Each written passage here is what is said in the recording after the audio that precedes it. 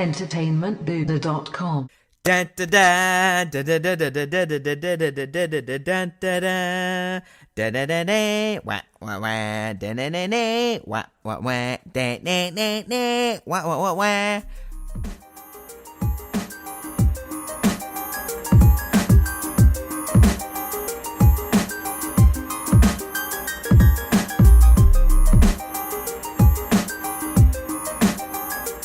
Hey now, everybody, it is Matt and Nick, and we are back with a brand freaking and spanking new episode of entertainmentbuddha.com's Star Wars Time. That's right, we're here, and we're ready to take another audible journey to that galaxy that is so far freaking away. And honestly, I wish it wasn't, because I'm really starting to dislike the galaxy we live in, but whatever. Yep. You never know what's going on in this world anymore. But we're here to talk not about the real world, because who wants to do that? You get it left, right, down the center. You can't escape it these days. That's why we do these things, because we want to escape to these realities that reminded us of why we don't want to shoot ourselves in the head.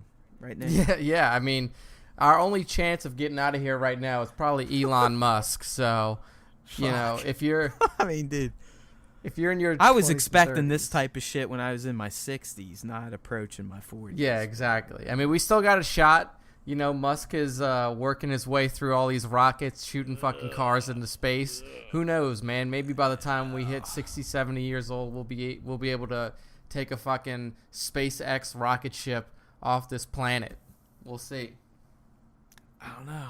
Guess we got to build a wall instead. I mean, shit. Anyway, man, there's a lot of good news out there right now. A lot around yeah, Solo. a lot of Solo stuff, but we're not gonna start there quite yet, right? Yeah, we'll tease the Solo now, and then we'll end with it.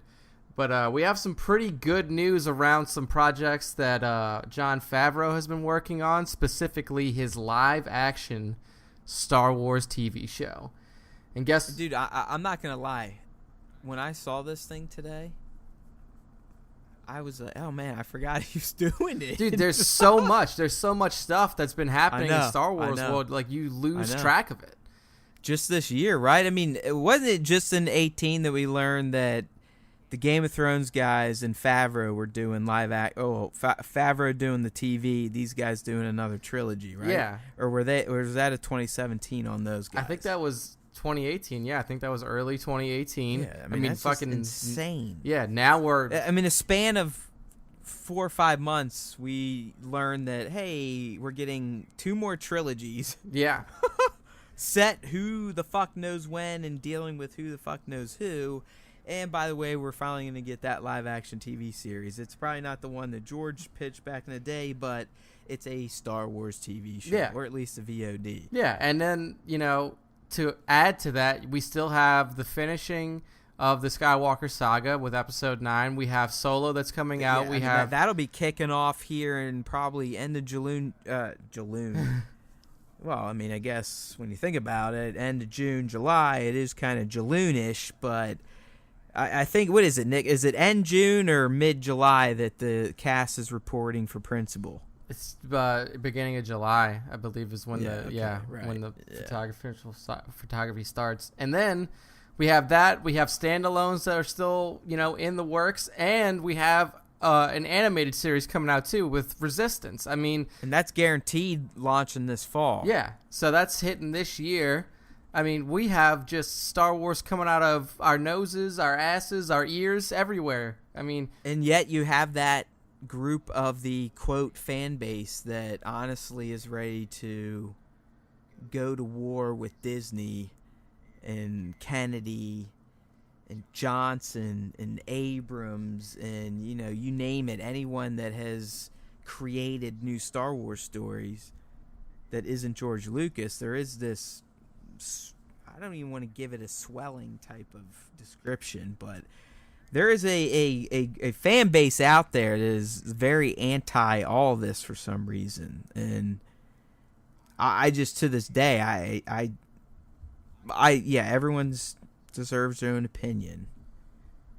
but the opinions I've heard on why they don't like the Disney era Star Wars stuff, I just go, I mean, why don't you just come out and say you're a hateful, bigot, racist, chauvinistic pig shithead? Yeah, I mean, if your primary reason, and that, yeah, I would respect you more if you just said that over giving me your idiotic opinion. Yeah, I mean, when your primary reason for disliking a lot of the new Star Wars material is that there's too many women in it, you can just stop talking now. I mean, lock yourself in your mom's basement and like fucking just, you know, play the OT on repeat and cry into a pillow or something. Like, get away from normal what are we society. talking about? I mean, and the sad thing is this has spread to all aspects of life now. Like, I mean, we get it on the real life side, and now, you know, we're getting it in our fantasy worlds. It's just like there's this new emboldened group of geeks, at least in our sense,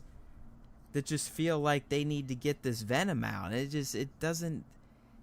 It's weird because, yeah, I mean, everyone is entitled to their own beliefs, but we've entered a realm where people create their own realities, and they can't accept facts anymore. And it's hard to, like, say that there's facts in a Star Wars movie and why it's good.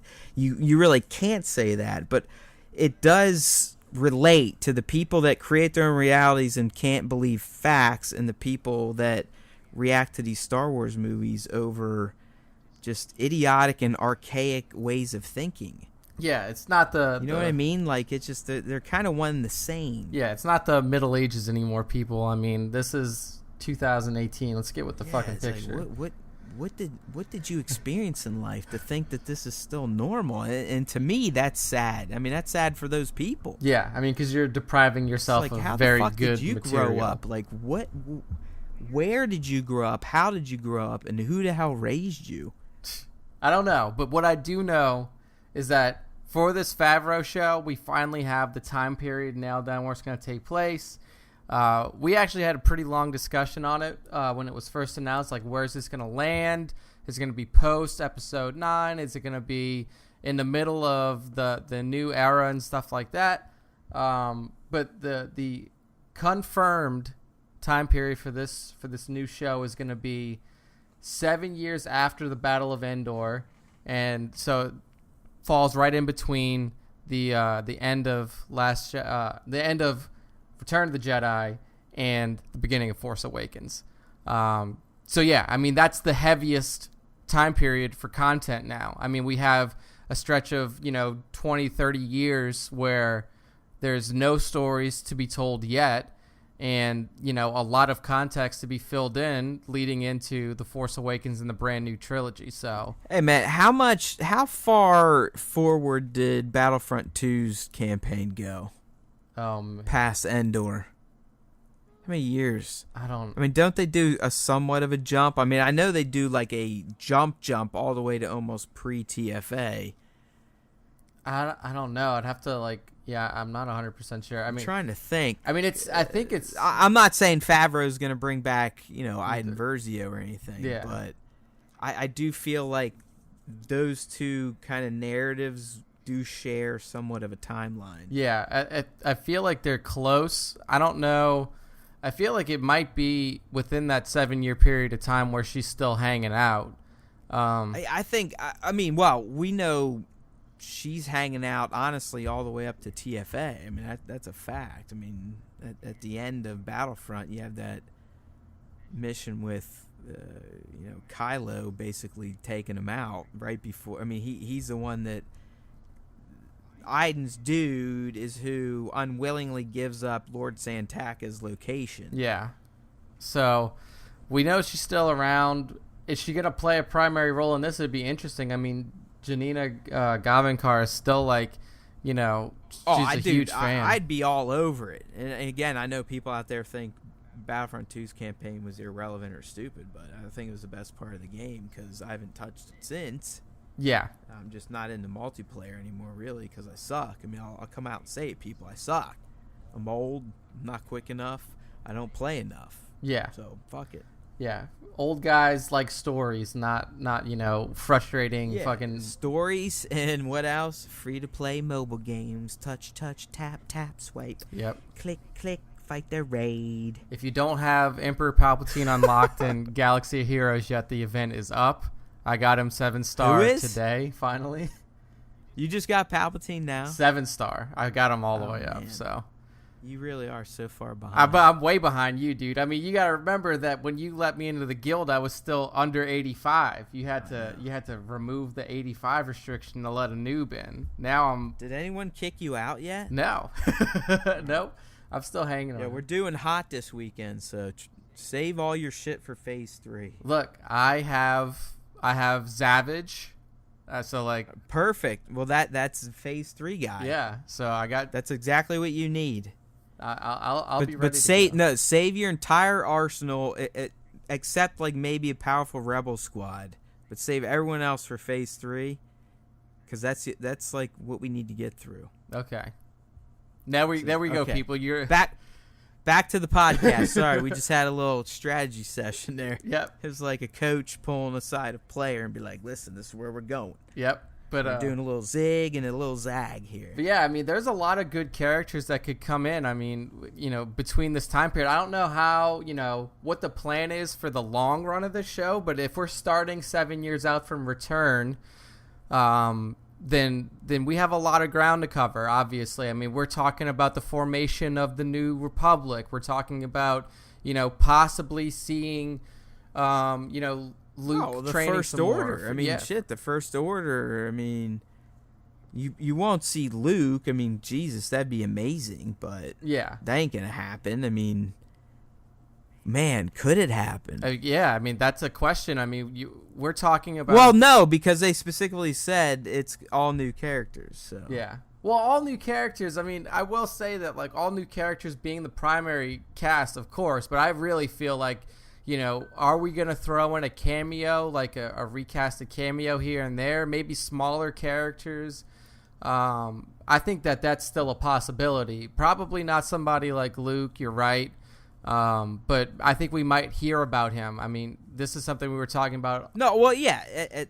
I don't know if we were talking about that on the cast or precast because I'm lost at this point. But that's exactly where I'm at, where I don't want to... I think these characters need to be mentioned en passé. Yeah.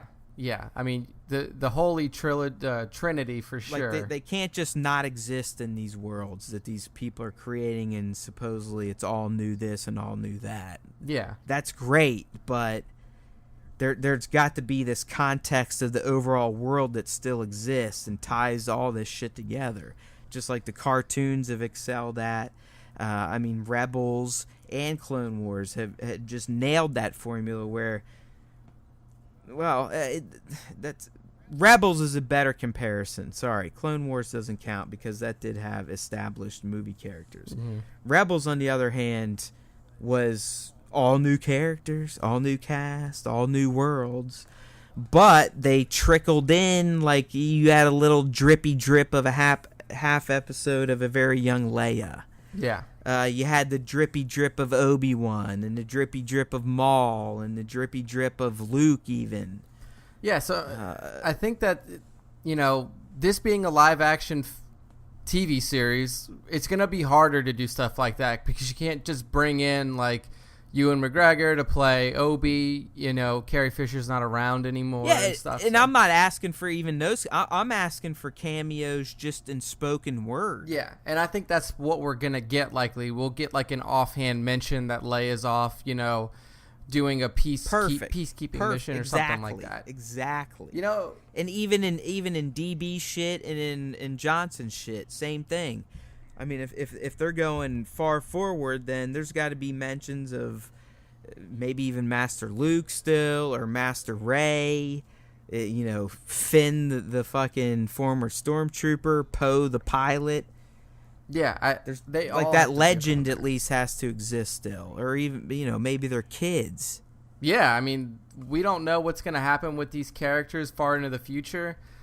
We don't know what Rey's plan is post, episode 8 so far, but Kylo babies. Yeah. Kylo babies. Hey, it'll happen. It might happen. It's still in the cards. We'll see. Yeah, right. But I mean, it's very possible, especially for characters like Finn and Poe and, you know, Rose and all of these established characters. These I still want to know what characters. Finn's hair is going to look like. I know, dude. I mean, that shit, the more I think about it, the more it fascinates me. I'm like, what is Boyega talking about? Yeah, I mean, that's what I like talking about. Going Rick James. I mean, this is a. If you didn't listen to last week, we're kind of tying back, but growing it out. What are we talking here? Yeah, Dude, like Jerry curl, long hair, like a mega fro. What if he comes back and he looks like fucking Kid and Play? What if he looks like Saw from Rogue One, dude, just completely puffed out? Yeah, I was thinking about that too. I mean, I think that would be pretty crazy. I'd be. That's what I mean. Like just a nasty ass fro. Like, pooah. Yeah. I mean, that would show that like this has been a guerrilla group of fighters. Wow. You know. Kind of like Saw was back in Rogue One. I mean, he was underground. Like, he was expelled from the rebellion because of his, you know, his ways and his actions. And he was an underground fighter, and he looked like one. And you know, I think that would be fitting for what the, you know, the former resistance, now we assume the rebellion is going to be playing as. So it's pretty cool. I think Poe should grow a beard while we're talking about it. I think that'd be pretty dope. I'd like to see some visual changes to these characters to kind of show that the time has passed for sure. You know what? Rey should shave her head. You know what I'd like to see? So she looks more like a man. Yeah, you can't even tell she's a woman.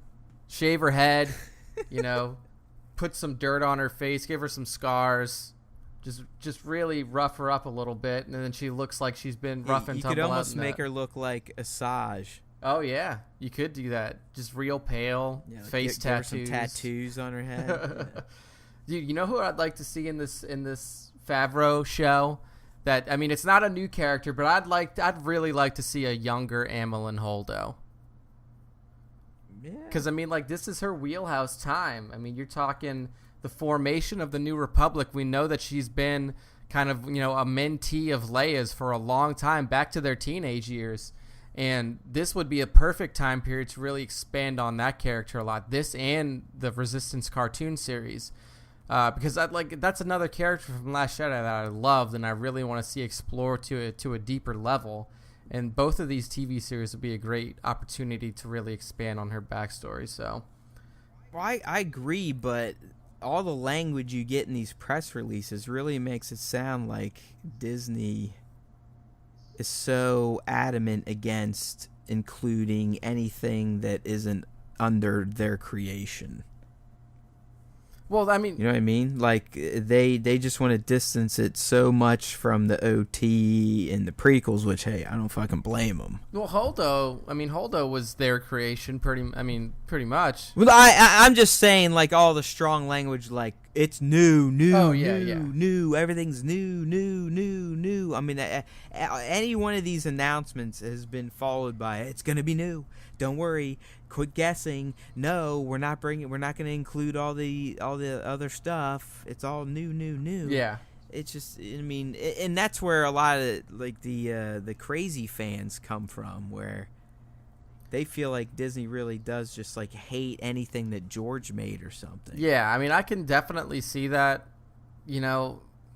Yeah, I'm not a nut job, but I do kind of get where some of them get their weird thoughts from. Yeah, because it does seem like they go out of their way to distance themselves from the established material that they didn't necessarily create 100%. Yeah, I mean, I think that can definitely be proven through the film so far, and then even in the spin-offs. I mean, nobody would have ever thought that we would get a recasted Han Solo spinoff, you know, with somebody who's not Harrison Ford. Did you see Homeboy showed up last night though?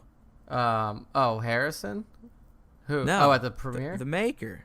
Who? Yeah, George. Oh, George. The maker, yeah. Man. He walked the carpet. Oh, yeah. See, I didn't watch any of like the world premieres. Oh, so. No, I didn't watch it. I looked on like Instagram. People had, you know, stories. It looked like fun. I mean, oh yeah. I think everyone was having fun. I mean, they had the life-size Millennium Falcon there. I mean, yeah. It looked like but I mean, George is rolling through by himself. I think that, like, you know, George is at a point now in his life where he's kind of accepted what it is and learned to enjoy you gotta remember. I mean, we heard the legend at this point. He directed a scene. Yeah, I mean, so he went in, and it's Ron Howard. I mean, Ron Howard is someone he used as an actor. Yeah, so he's good prior to Star Wars. Yeah, so. Good friends with Ron Howard. So obviously he's there to support his friend, too. Yeah, and that's what it looked like. I mean, it did look like he was more there for Ron versus this is set in my timeline. This is one of my characters type of deal. Yeah.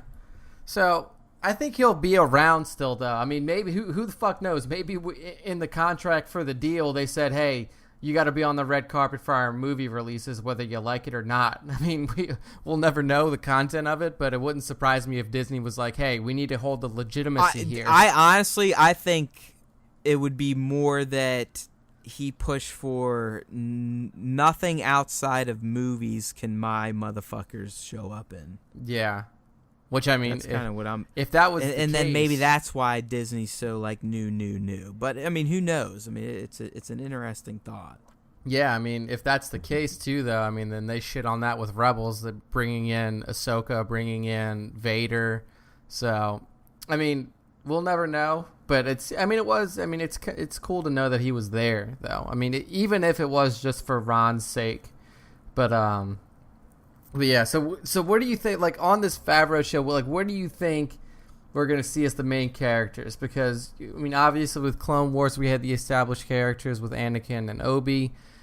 With Rebels we had Phoenix Squadron. Yeah, man. I mean, it's as big as a guess as when they announced The Force Awakens before we knew anything. I mean, they're going to be trying to establish another Ezra, Kanan, Hera, Sabine, Chopper, Zeb type of deal. I mean, I think they hit those motherfuckers out of the park, obviously. I mean, that last season of Rebels, I was legitimately upset. Like, I cried a few times. I mean, the whole Kanan thing was tough.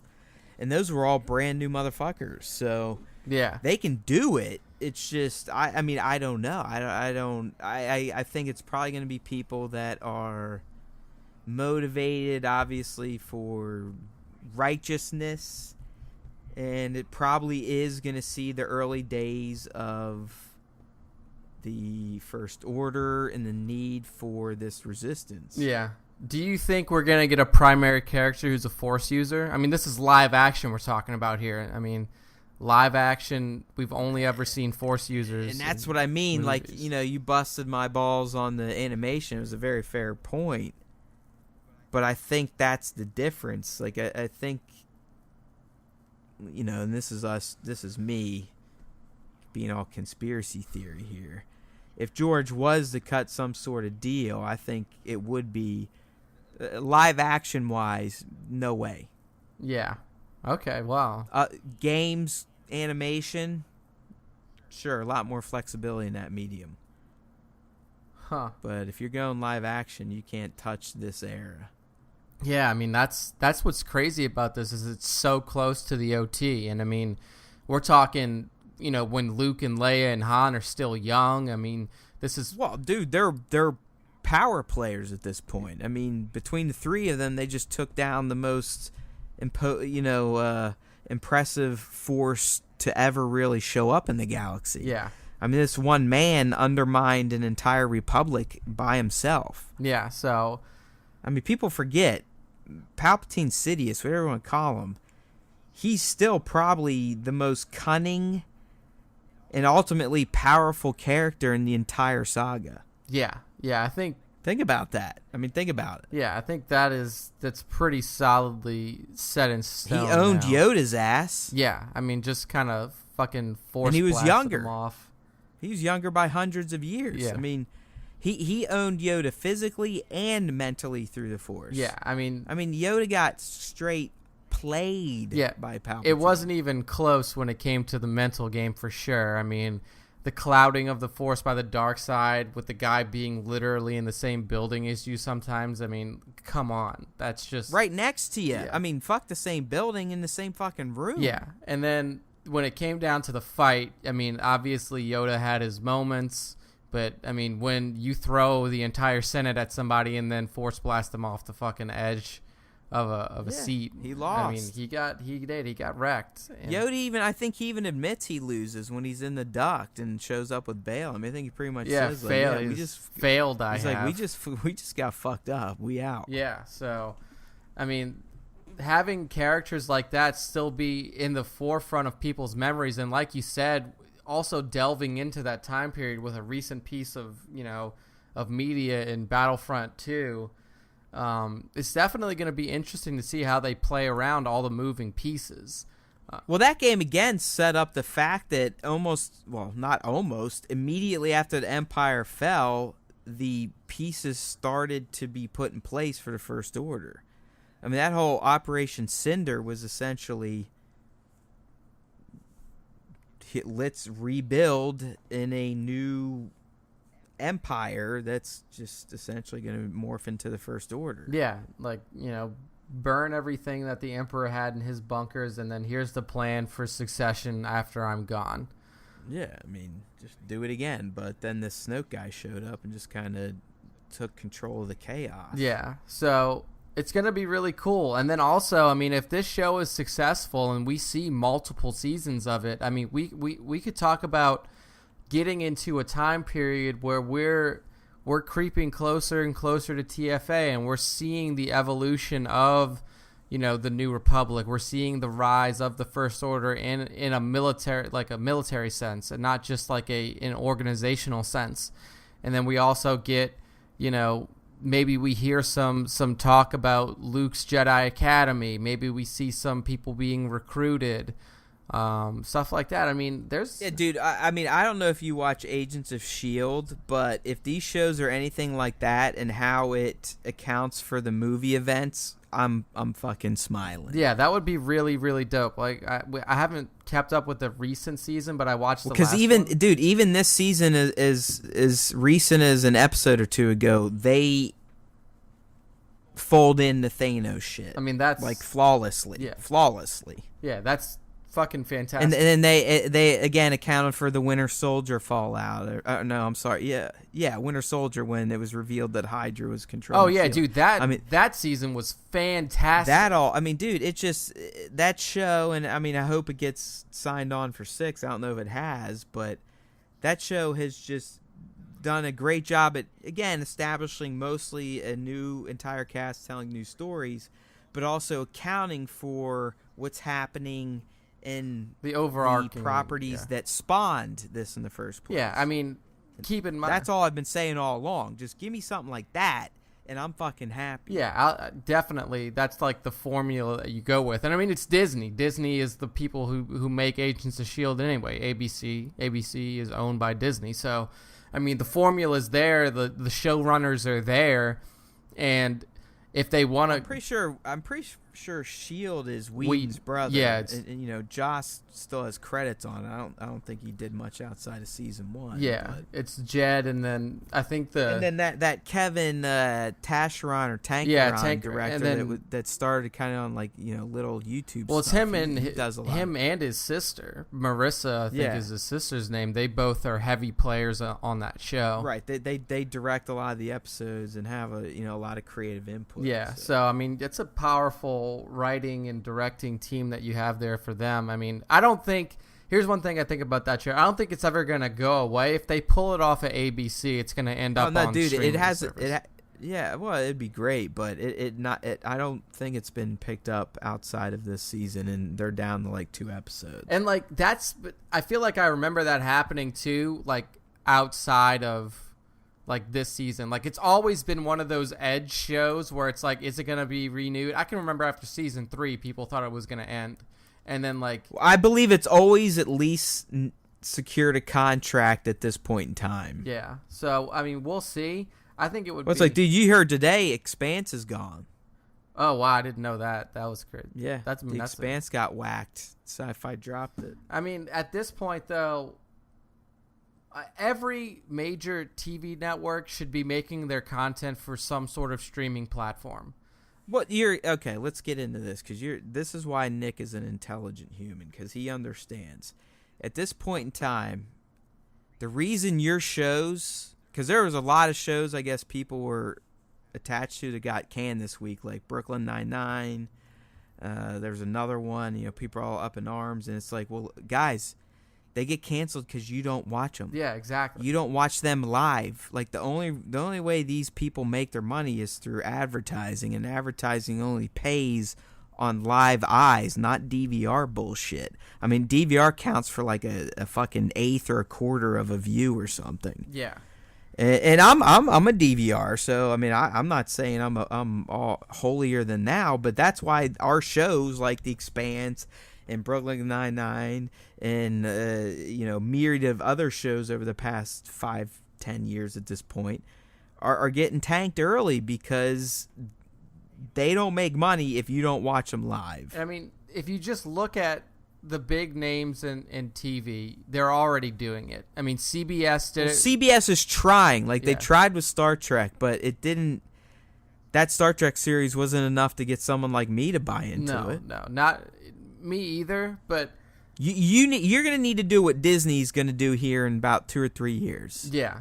And say, fuck everybody. If you want anything Disney, you're coming our way. And, oh, by the way, we're going to have this live-action motherfucking Star Wars show on it. Yeah, I mean... Bitches. You have to bring, like, premium content to your streaming service if you want to make it. I mean, the only saving grace now is that, like, Hulu is now, like, coming up. Like, Hulu used to be, like, one of those free services, watch your TV shows later. They were a fucking bucket for TV shows. Yeah. They were a bucket for reruns. That's it. But now they saw what Netflix fucking figured out. Like, yo, do original programming, motherfuckers. Long-form block bullshit fucking bingers. Yeah, and now they're even, like, I heard that 9-9 got canceled. I never watched it. Like, I don't know what it's about. I mean, I know it's like a cop comedy, but like as soon as 9-9 was like chopped by Fox, Hulu came in, was like, nope, we're picking it up.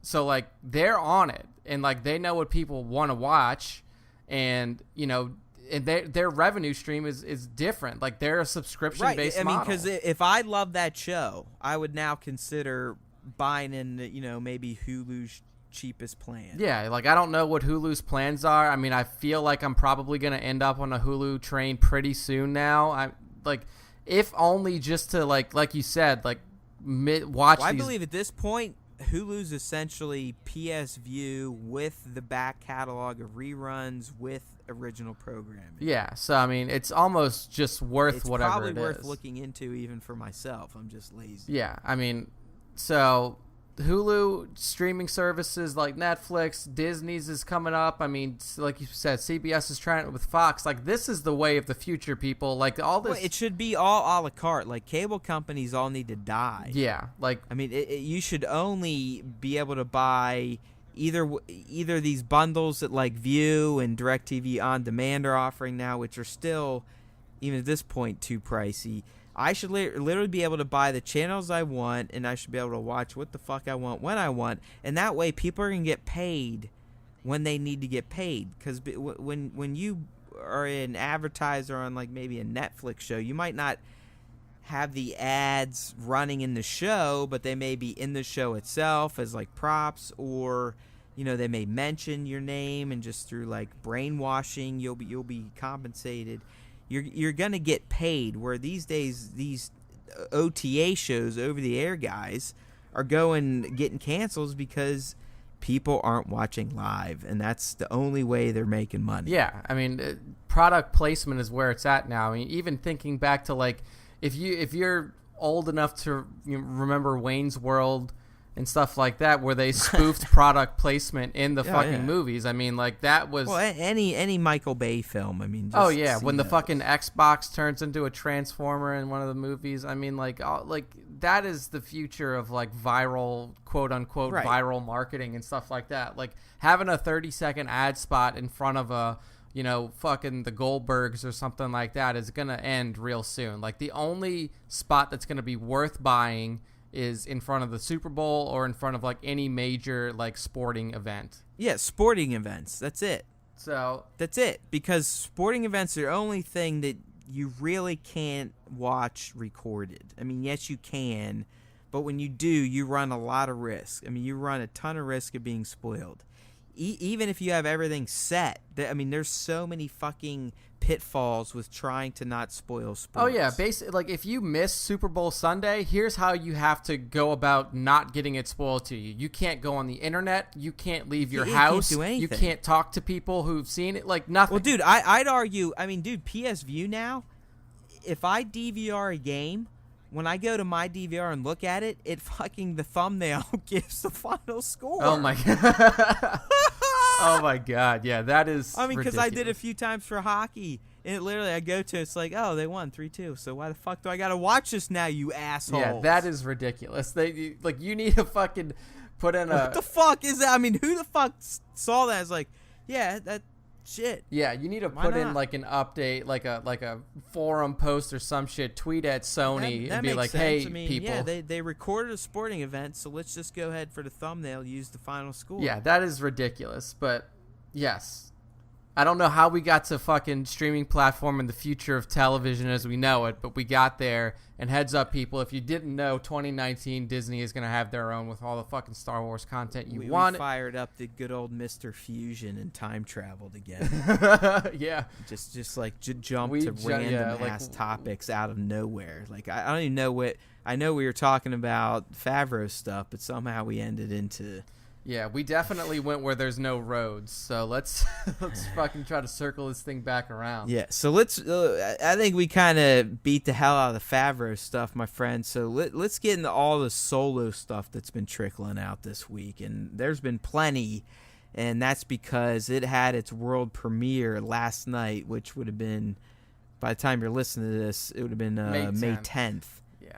It debuted out in L.A. and they did a big red carpet deal. It was kind of fun. I mean, we were talking earlier about the Maker who showed up, and Ron was there, Daenerys was there. I mean, Vision was there, Lando, Childish Gambino, all the same person. Yeah, Han Solo, Chewie. Dude, what I thought was really cool, did you see that suit that Glover was in? Like, just... Oh, the red one? Yeah. That dude, I mean, I saw... I'm telling you right now, I'm obsessed with him this week because of This Is America. Yeah, I've listened to it a couple times. Like, generally... That video... I'll tell you right now, the video is better than the song. Like, when I want to consume that song, because I do like the song, I do like the changes in the beats and just what he's saying, but... It's way more effective in video form, mostly because they removed the gun sound effects from just the cut. Yeah. See, like I feel like an asshole because I haven't watched the video yet, but like I don't really listen to like that style of music. Like I'm not into like hip hop rap shit like that. Like I try to listen to some of his stuff because I'm a fan of Donald Glover as a person, but it's just like not my shit generally. But I listened to that song. I haven't watched the video yet, but I read like breakdown articles on it and saw a bunch of like the stuff that's out there on it. Watch. I mean, we almost have to just pause the podcast and watch the video. Yeah, it's fucking awesome. But yeah, I mean, like this dude. This guy. I mean, he's like just some chubby dude doing these like slave dances the entire time, shooting other black people. I mean, it's insane. Yeah. See, I mean, and here's the thing: is like Glover. He's a young kid in Hollywood still. I mean, like he's so young, but he's conquered both the movie industry, the TV, well, all like movie, TV, and what music. Hasn't he done? I mean, I would even imagine he has a directorial credit to it somewhere. Yeah, I mean, he's even done stand-up. Because he's written, he writes a fucking show, he writes albums, he acts. I mean. Yeah, the dude is... He's what actors want to be and what musicians want to be at the same time. Yeah, I mean, the dude is he's literally a genius. I mean, people want to talk about Kanye West being a genius. Like, get the fuck out of here. Like, this guy is a genius, Donald Glover. So you ain't seeing Kanye acting in anything. No, I mean, the guy is dumb as a fucking You're not stump. seeing him writing a scripted TV series. No, but I mean, so yeah, I mean, he was there obviously being one of the primary cast members, and it was a blowout. I mean, we had a full size Millennium Falcon on the fucking street. I mean, like the whole area was turned into Star Wars Town, which is fantastic to see. And the best part about it is that the reviews coming out of the people who saw this were really positive. I mean, glowing reviews about Alden. A lot of people really, really enjoyed his version of what they saw. And then so many, I mean, just about the movie overall. I mean, I know that leading up to this for a year, when we first heard about this movie, me and Matt have kind of always been on that like skeptics train. But I mean, when you have this many positive reviews coming out of the world premiere, just let me read this first one, because there's really no reason to go through them all, because they pretty much all express the same thing. But this guy from Slash Film, Peter Scaretta, I'm guessing, he tweeted, "Solo was a blast. The Kasdans nail the character of Han Solo. Yes, the story is a series of expected events, Han meets Chewie, etc., but none of them happen as expected. Stay away from spoilers. Big Marvel-level shit that will make you wonder where Lucasfilm is headed next." Yeah. And then he follows it up with, "Solo feels surprisingly unlike any Star Wars movie before, yet perfectly captures the tone, adventure, characters, and humor of the Star Wars franchise. Also, I need a Lando movie in my life." Yeah. I mean, so, fuck. You know what's odd too is I saw somewhere out there that Ron was asked if there's a sequel in the works. Well, he said it depends on if it makes money. I mean, yeah, and it's down, dude. That confirms that Alden slipped.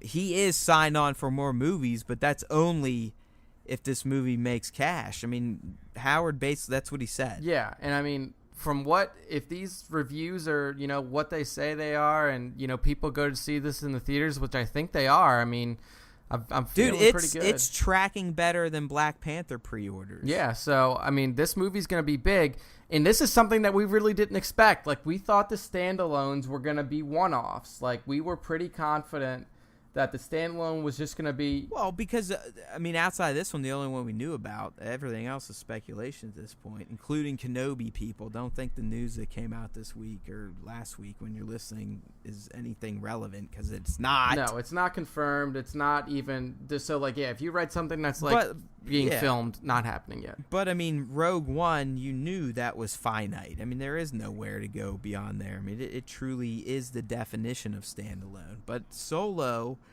I guess we were foolish for thinking that it would have been just limited in that scope. Yeah, and that's something that's really interesting to me, because that it opens up like the possibility that this movie doesn't end in a fashion that leads right into Episode 4, which is always what we expected. So, I mean, I'm really interested now more than ever to see what happens. I mean, at this point, it's basically probably going to tell a short, in terms of the timeline getting close to A New Hope, it's probably only going to tell a short span, maybe a few weeks. Yeah, I think that's... I mean, I think the movie as a whole, we're going to see Han progress from obviously Corellia up to becoming a smuggler. But in terms of the smuggler life, I think that's going to maintain like those many, many, many years before Episode 4. Yeah, and I mean, one of the cool things that we got to see in one of the clips that came out this week for the movie was we finally got to see what is seemingly the first interaction between Han and Val and Beckett. It has to be. Yeah, I mean, we see Val and Beckett are dressed up in Imperial suits. And did you not believe that Han is still an Imperial at that point? Yeah, I mean, he was in the Imperial garb. He looked like, I mean, it looked like that was he calls them out. Yeah, like, hey, you guys, you're wearing a vest that has 15 bullet holes in it. Either you heal really fast, which is like a wink to Wolverine for some reason, or you took it off a dead guy. Like, so it's clearly not like an established like relationship. But at the same time, you can kind of feel like he's trying to figure his own way out of being in the Imperial Army. Yeah, he's like, he sees these people and then he might think like, hey, this is my chance to get off this rock. Like he really is just at all times looking for his next opportunity. Yeah, and like that's the immediate one that presented itself, which is pretty But I mean, cool. yeah, so moving into the clips, man, which by the way, people, I'm going to tell you right now, like, I feel compelled to watch them because we do this podcast and I obviously write on entertainmentboo.com daily. But it's getting to the point where I don't want to watch anymore because I feel like I'm having a lot of great moments spoiled because this week alone, we had 3 or 4 new clips. We had the first meeting between Han and Lando, which was fantastic. We had Chewie playing holo chess for the first time, which was great. We had, as Nick just talked about, this debuted on Jimmy Kimmel, and this is where you can kind of see probably where Han meets Beckett and Val for the first time. And they're really revealing some great moments here.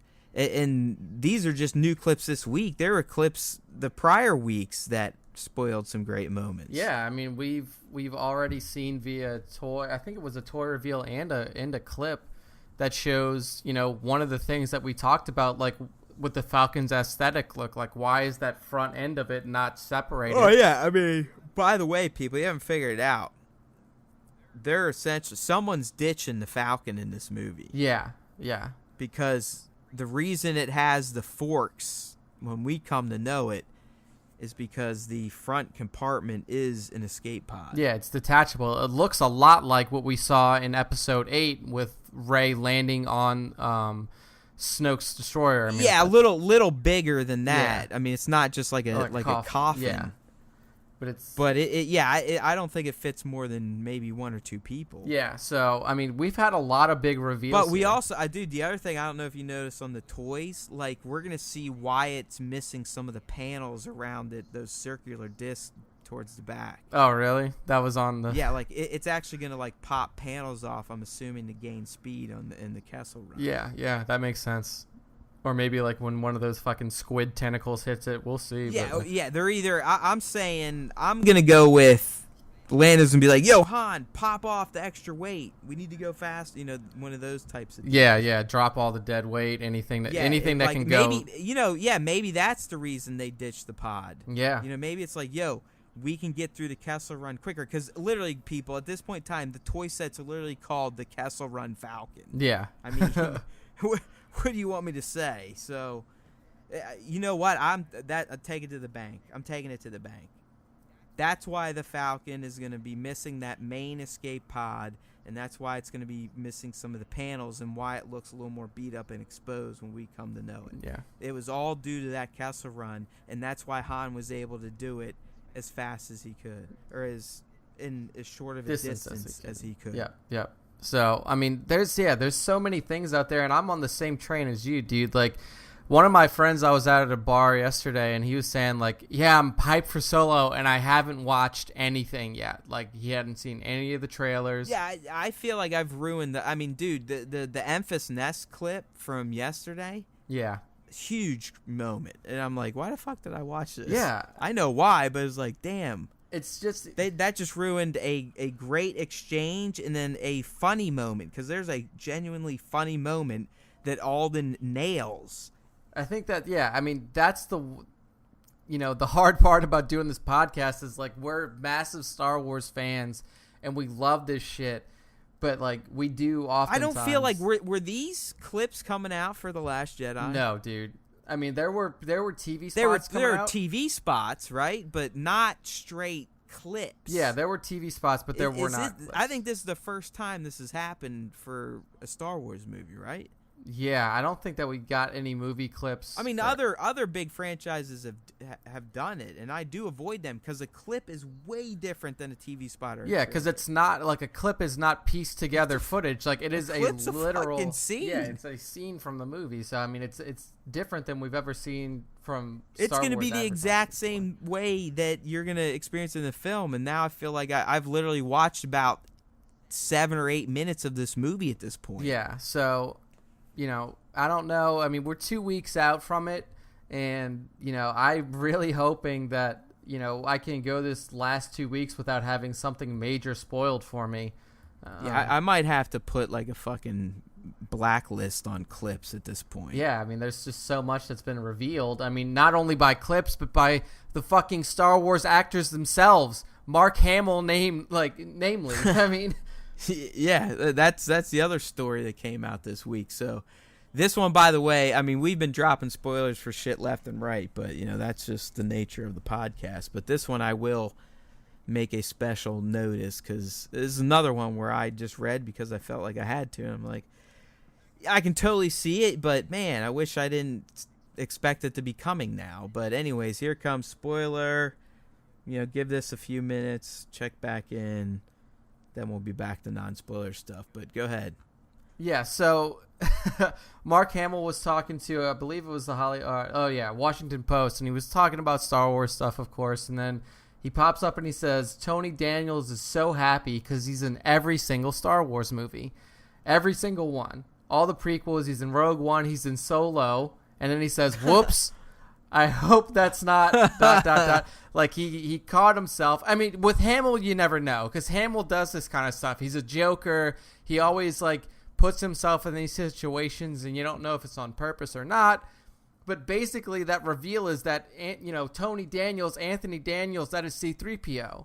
C-3PO. I feel like this is just his subtle passive aggressiveness towards Disney at this point. Yeah, I mean, now the big question comes if C-3PO is in this film, is R2, because R2 and C-3PO are an inseparable pair. Oh yeah, I mean he has to, but at this point there is no actor behind the robot anymore. Yeah, so. Yeah. I mean, so you can say that R2's been in every movie, but it's not like Anthony Daniels, an actual person, has been in every film. I mean, one, that is a god impressive feat by any stretch of the imagination. I mean, especially considering the work that he has to go through to become that character, in the original trilogy and the prequel trilogies, being in the suit. I don't know. I don't know how much of the TLJ behind the scenes shit you've watched at this point, but I don't even know if he straps the suit on anymore. Yeah, that's what I was gonna say. I think only in the OT and the prequel trilogy he really gets in the suit. Didn't it seem like someone else was in the suit, or they had just a full-on robot at this point, and he was just talking into a mic? Yeah, I think that's probably what's going on now. I mean, we've come so far with just what we can do with animatronics, and then also obviously CG,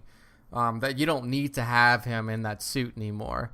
I'm telling you right now, Boston Dynamics could make a C-3PO at this point. Yeah, I saw that tweet you put out about Cyberdyne being Cyberdyne, which is a good point. Did you know there's an actual real Cyberdyne at this point in time? But they make robotic bodysuits, from what I can remember.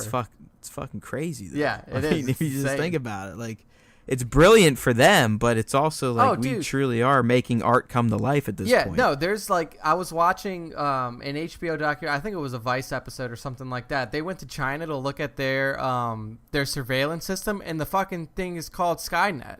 They called it Skynet on purpose. Right, we're just trying to destroy ourselves. Yeah, I mean, it's insane. So, but I'm being dead serious. People, this is way tangent-ish, but Boston Dynamics, you could spend hours on YouTube just watching what these motherfuckers are doing. Yeah, it is. And you're going to be like, what the fuck? This shit's real? I've been watching this on Netflix. Yeah, I mean, it's crazy, the kind of shit that they can build. Nuts. I mean, they literally have a bipedal, humanoid-shaped bot now that can essentially run outside like a normal human. Yeah, I mean, the thing can do... And handle terrain and fucking negotiate everything. I saw it doing, backflips off of a fucking box. This thing is it's insane. no problem. They also have basically dog-shaped things that can do the same thing, straight out of Black Mirror. Literally, the Black Mirror episode from this most recent season, they're exact same thing. Yeah, so watch out for that shit, people. But... also, watch out for fucking Mark Hamill because he will spoil your stuff. So, what do you think we're gonna get here with? Yeah, that's the interest. I mean, honestly, the spoiler is one thing, but the other thing is, okay, well, how would he fit into this Solo movie? Because if you think about the timelines at this point, C-3PO and R2 have to be still in the employ of either Captain Antilles or Leia and her dad or stepdad himself. Yeah, I mean... And where would they cross paths? Are they going to imply that at one point in time Han walked behind Leia? I mean, it's possible. Maybe, Han was around Bail, or maybe Han was... in a place where pilots drink and Antilles was there. That's what I was going to say is maybe, the Tantive 4 sat down for a bit somewhere and, stop to pick up a drink, and then R2 and 3PO are sitting outside the bar. Something. I mean, it's very possible. I mean, I reading down a little bit further, there's also speculation that like instead of playing 3PO, that Anthony Daniels could be somebody else and just like have a cameo as himself or like as a different character. But I don't think it would hold the same kind of weight because, I mean, there is something to be said about having specific. Yeah, because he's done that in Attack of the Clones. Like he's in the nightclub scene with death sticks and all that shit. Yeah, so I think it's like that's one important thing that I would like to be, like to have kept over is having those two characters, specifically 3PO and R2, continue to pop up in these era of films because it's, I mean, like, yes, for nostalgia purposes, but also just for like keep like holding on to that thread of Well, it's the same shit I was screaming about all these new things. I mean, yeah, go new, but it's always nice to have that anchor. Yeah, exactly. And it doesn't matter if the anchor is only in the movie for 14 seconds or whatever, this cameo may be. But it's, I think it's still important to be there in general. So, well, another show that has excelled at this formula, I don't know if you've checked it out, but Krypton. I haven't watched it yet, but I've heard like it's pretty Krypton cool. has excelled at introducing all new characters while also having an anchor to the only thing that makes Krypton even a relevant TV show idea. Superman. Yeah. But he's not featured, and guess what? Not even his dad's featured. We're talking about like his granddad. Oh, wow. So this is like super early. It's not even Jor-El, man. I mean, it's Sig-El. Okay, so yeah, I mean that's pretty. So like he's like Sig-El. I mean he's actually like in love with a Zod. I mean it's pretty far out, but through circumstance they have this dude that shows up from the future to prevent something, this, that, and the other thing, to make blah blah blah blah blah. So I mean it's interesting. I mean it's interesting in its own right because it's all a lot of new stuff and you're getting new lore about Krypton. But it also has that direct anchor back to, okay, this is why I even care about Krypton. Yeah. I mean, I think that's what I want to look for in these Star Wars stories. Obviously, they're built around the characters that we're familiar with, or at least they're built around situations that we're familiar with. But having those characters like that be around and always kind of available for us to see is really cool, and I think they should kind of keep that formula. But yeah, I mean, the only again, moving around the rumor mill, maybe touching on spoiler land.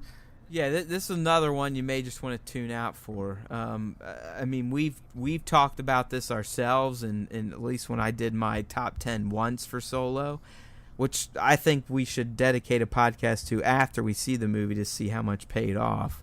Yeah. But yeah, this is another one. If you really just want to go in with a clean slate, just go ahead and turn the volume down for a little bit. But this whole rumor's been swirling around this production for really months and months and months at this point.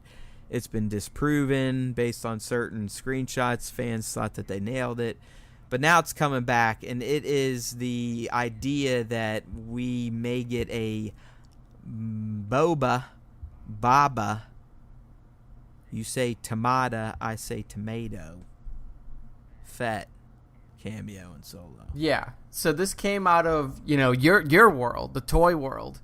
It's not even. Yeah, you're right about that, man. Fuck. Yeah, I mean, it's not even what's confirmed. I mean, like, this is just like what people have heard is being worked on, and that's a Boba Fett Funko Pop that's going to be associated with the Solo Funko Pop launch, right?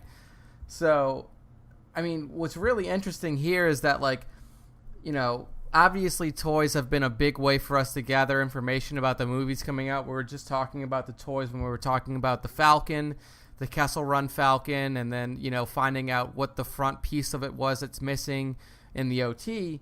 Now we're getting, possible character reveals here, but I think that, like, this is one of the giant things, like one of the huge cameos that I think is I don't want to say necessary, but I think is like, would make this film one of those where you can point at it and say, like, they put in the time and they put in the effort to really, like, not only give you a unique story, but also give you the things that you were looking for, even if it is, like we were saying, like a passing moment between, Han and Boba, whether it's like a shoulder bump or something like that, but putting that in there and then maybe planting the seed for the further movies, I think would be a fantastic idea.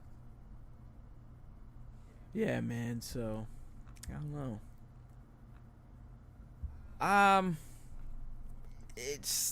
I almost would want this one to not be passing because, and it's only based on a line from Jedi, where sorry about that, people.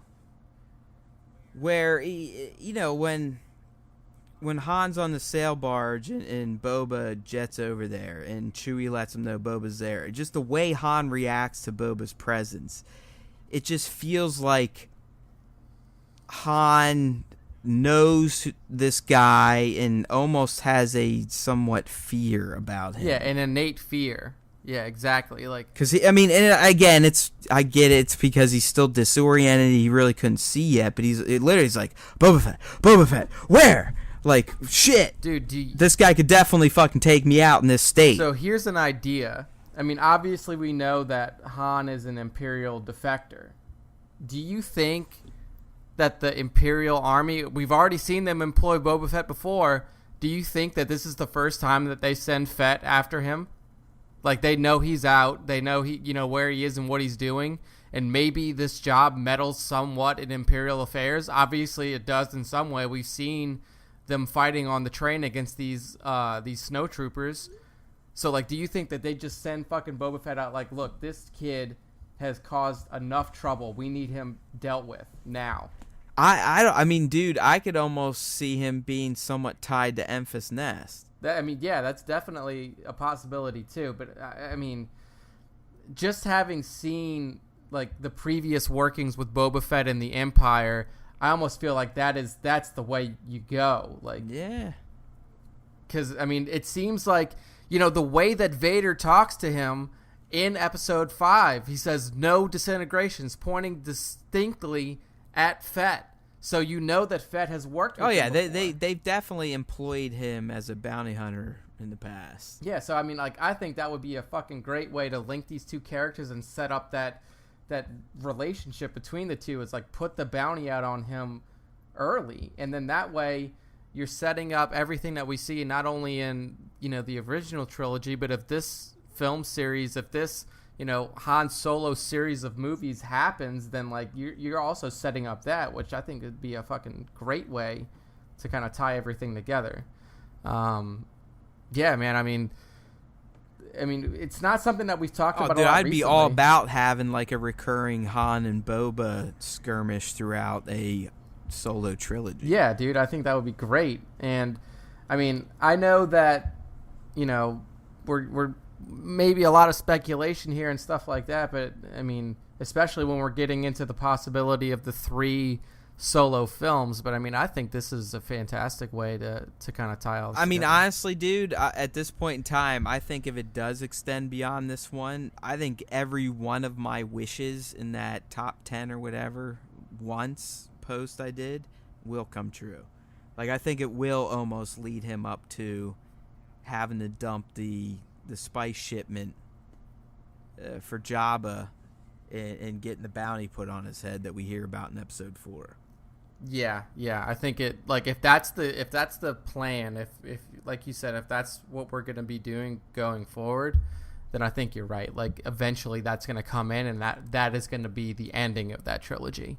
If they want to play it all the way up until that point, I mean, and I'd be down for it if this movie is really good. And then, again, they wouldn't have to. I mean, they literally could tell this trilogy within a year or two of Han's life, and I think it would still be worthwhile if this movie is good. Yeah, but yeah, I mean, there's a lot of tangential characters that could be pulled in here. I mean, like we said, I mean, we have Boba here. We have possible entanglements with, Jabba the Hutt. We also have, Imperial entanglements as Obi-Wan Kenobi mentioned in episode 4. There's a lot around this character.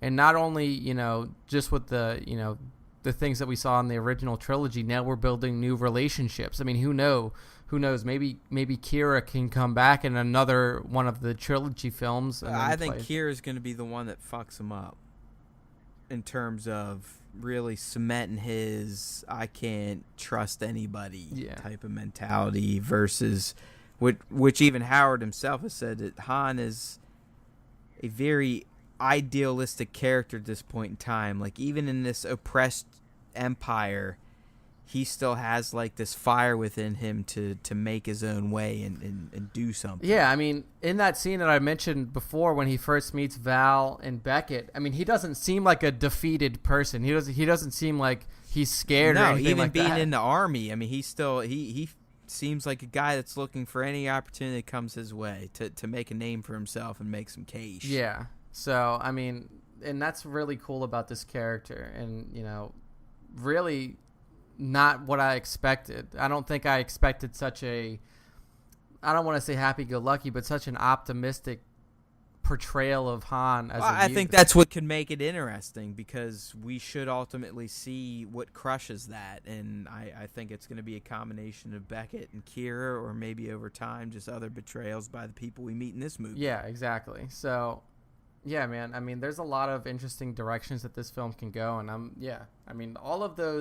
all the trepidation that we had leading up. It's quickly drying up for myself, at least. Yeah, same here. I mean, after hearing the reception, after seeing, the clips and the trailers and stuff, I mean, I think that this could be... I mean, seeing the trailer before Infinity War, I think is what really pushed me over the edge, and then seeing some of the clips, and that's where I was like, well, fuck, I'm basically ruining this, what seems to be a very good movie. Yeah, exactly. I mean...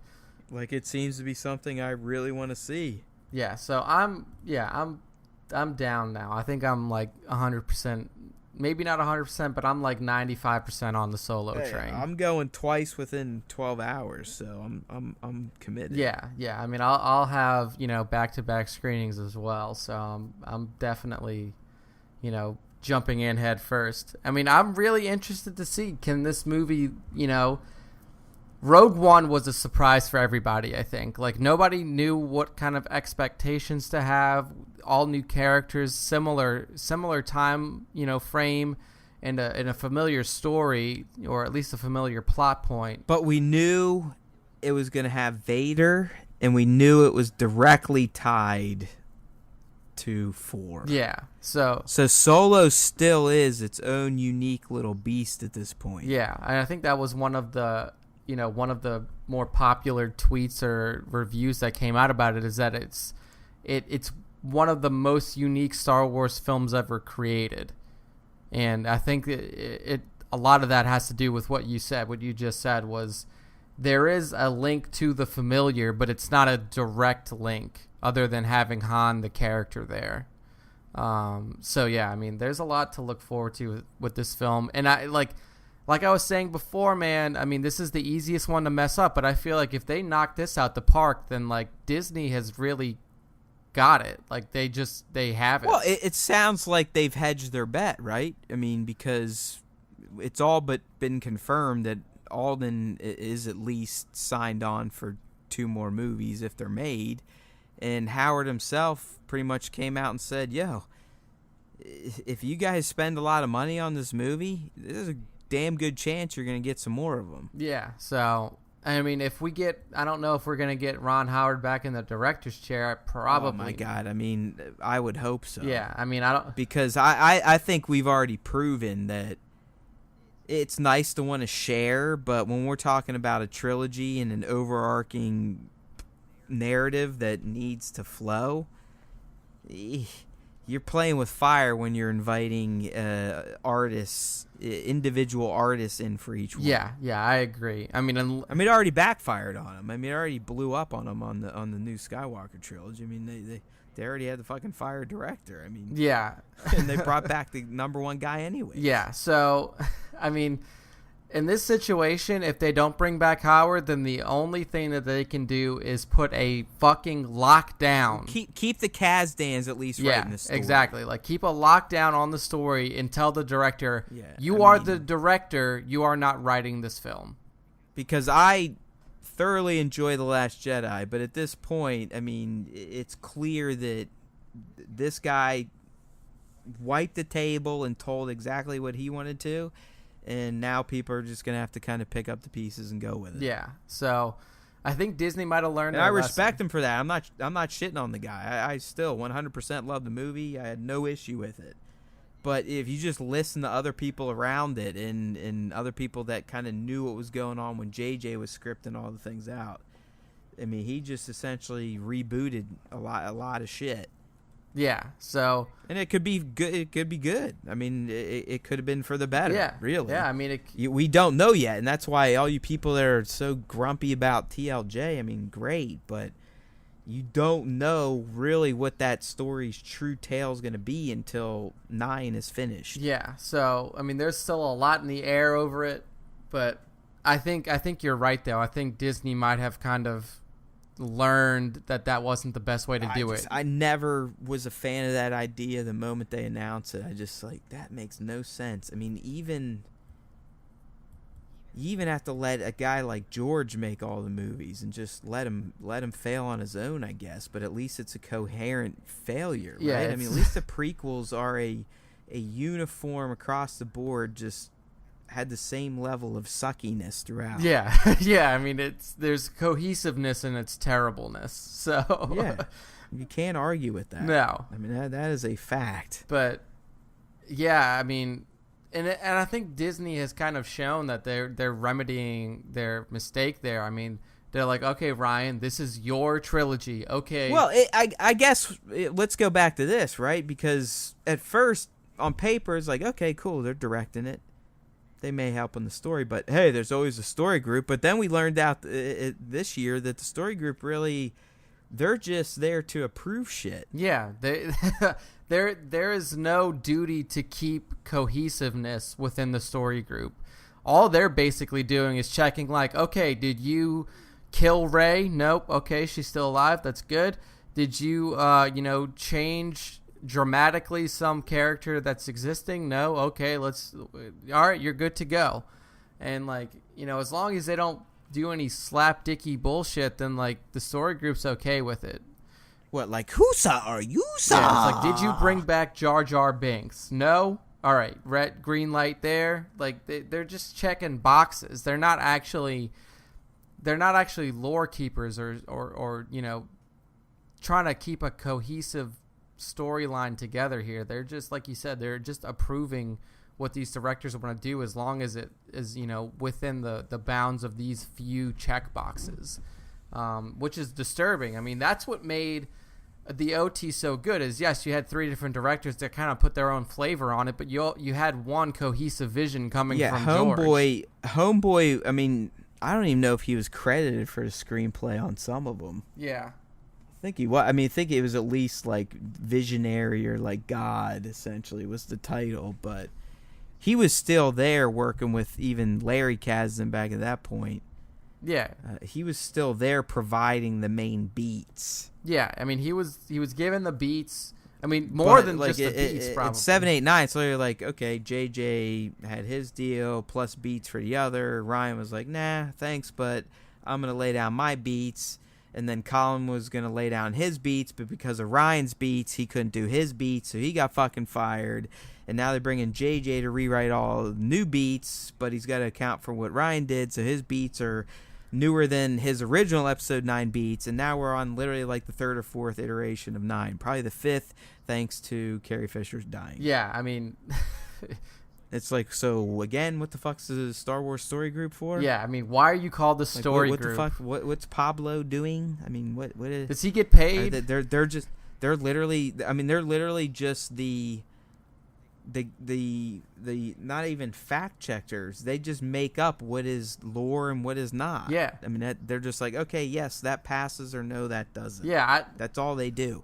I want to know their process. I want to know what they look for. What did Lord and Miller do If it was, well, I mean, we found out that was more of a directorial problem. Not It wasn't. A story Yeah, problem. it wasn't. It had nothing to do with story. It was just they couldn't fucking direct to save So their like, lives. what They're the fuck do costing too you much have money. to do to have the story group step in and say like, what are you doing? Like, you can't do this. Like, what? Colin Trevorrow. Well, Colin's problem was he was using dead characters. Like, Right, but it's because the story group gave the thumbs the high up to sign Ryan. Yeah, to Ryan's version, and there you go. Now it's been canonized, so you got to work with it. Like that's their only job is literally to stand up there like a priest or a king or queen and knight the piece of narrative. Like, okay, yes, you are worthy.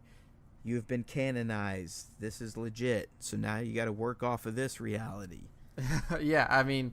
Right? Yeah. I mean, what the fuck else do they do? They're not setting any type of narrative structure. No. They're not setting any direction. Yeah, they're definitely not setting any kind of, like, cohesive storyline that has to be followed by all the directors there. That's 100% for sure. I really think they just have a book, and it's like, do you hit these beats? Are these characters still around? And, you know, is there a general sense that the characters that are established still themselves? If those are all yes, then you have the green light. And Yeah, I mean, it's like, well, sign me up for that fucking crew. yeah, I mean, that seems like an easy fucking paycheck to me. And like you said, Pablo. And if I just have to Hidalgo. sit here and listen to talented artists pitch me their creative ideas and I can shit on them or not, then it's great. Yeah, I mean, that's definitely an easy job, especially in Star Wars land where it's like we know, about as much as anybody on, what's happening in the world and the universe and stuff like that. So I mean, yeah, if you're looking for new story group members, Disney, Lucasfilm, give us a call. We're available. Yeah, at all times. Seriously. Yeah. Hit me up. Matt@entertainmentbuddha.com.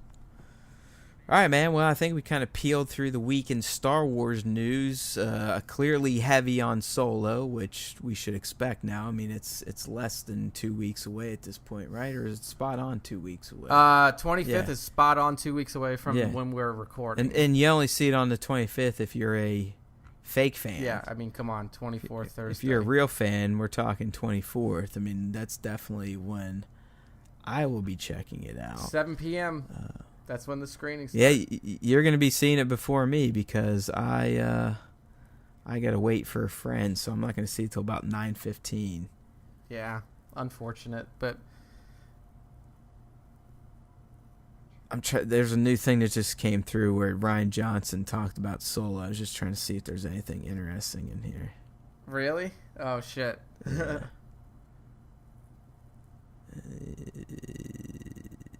Yeah, there's nothing really.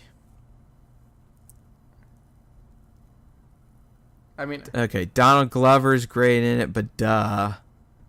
Alden is terrific. He's not doing a Harrison Ford impersonation, but he brings his own charm and swagger to the character. The big surprise for me was Phoebe Waller-Bridge, or Bridge-Waller, yeah, that's leaked. So who has a few of the funniest moments I've ever seen in a Star Wars movie. I'd never watched Fleabag. I know I need to watch it. I'm loving Killing Eve, but she's not in that.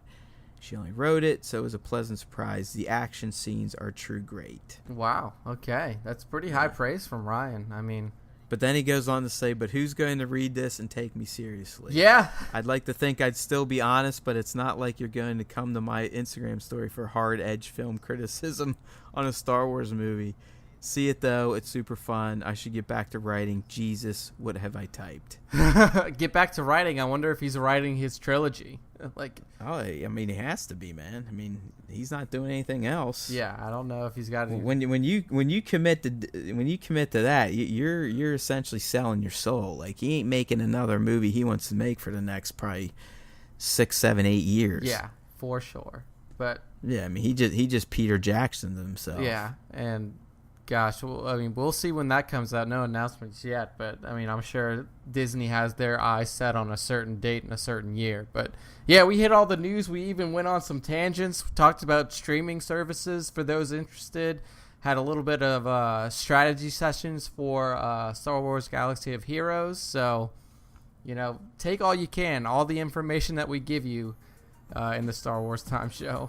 You know it. All right, my friends. Well, hopefully you enjoyed what we had to spew, and we will be back next week to talk anything new that has popped up in the Star Wars universe. And spoiler alert, I bet we will probably be predominantly talking about Solo, a Star Wars story.